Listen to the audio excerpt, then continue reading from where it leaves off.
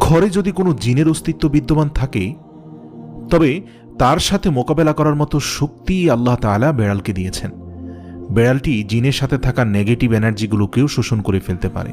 শুধু তাই নয়, বেড়ালের শরীরে আল্লাহ এমন একটি ব্যাকটেরিয়া দিয়েছেন যা কিনা আমাদের আশেপাশে থাকা সব ধরনের নেগেটিভ এনার্জিকে শোষণ করে নেয়। এছাড়াও বিজ্ঞানীরা বলছেন, আমরা যখন রাতে ঘুমাতে যাই তখন ঘরে পুষে রাখা বেড়াল সারা রাত ধরে আমাদের শরীর থেকে নেগেটিভ এনার্জি শোষণ করতে থাকে। আল্লাহ রাব্বুল আলামিন বেড়ালের মাঝে কিছু বৈশিষ্ট্য দিয়েছেন যার কারণে এমন সুন্দর একটি মাখলুক আমাদের রোজকার জীবনের অংশ হয়ে উঠেছে।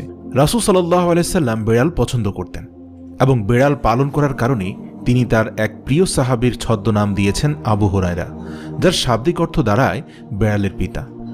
কেন একজন মুসলিমের বেড়াল পালন করা উচিত? গবেষণা করে জানতে পারা যায়, আজ থেকে ৮,০০০ বছর পূর্বে জঙ্গলের বেড়ালরা খাবারের খোঁজে